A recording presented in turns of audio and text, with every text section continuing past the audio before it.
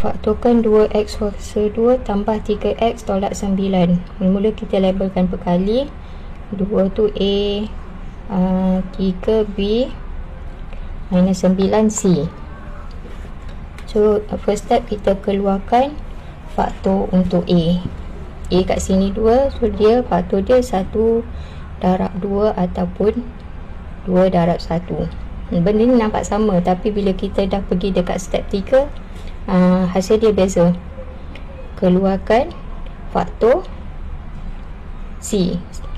Faktor C ada 3, minus 1 darab 9, minus 9 darab 1 dengan minus 3 darab 3. Lepas tu kita akan cari 1 tambah 2 hasilkan B plus 3 kan. Kat sini kita akan nampak apa beza kalau kita guna A tadi 1 darab 2 ataupun 2 darab 1. Kalau 1 darab 2 kita akan dapat senarai jawapan dia 17 minus 7 dengan 3.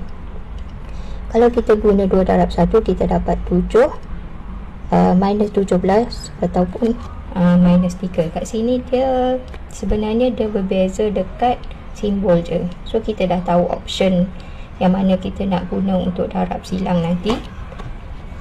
Kat sini okey, balik semula dekat step 3 tu kan, nomborkan semua option yang kita dapat supaya kita tak confuse nak ambil yang mana. So kat sini kita akan guna darab silang, guna option nombor 3. 1 darab minus 3 tambah 2 darab 3 sama dengan 3.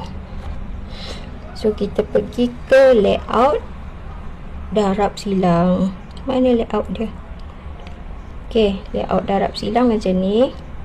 2x kuasa 2 kat situ. Dia punya pairing dia 3.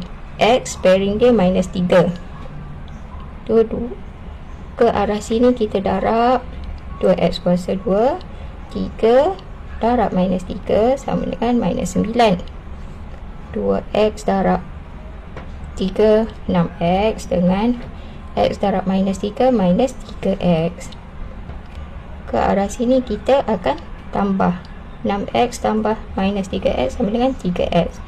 So kita check balik kat bawah ni sama tak dengan soalan yang dia bagi. Sama. Bila dah sama, kita boleh susun jawapan kita. Nak susun jawapan, kita kena silangkan dia. Silang 2x silang dengan minus 3, x silang dengan plus 3. Inilah jawapan.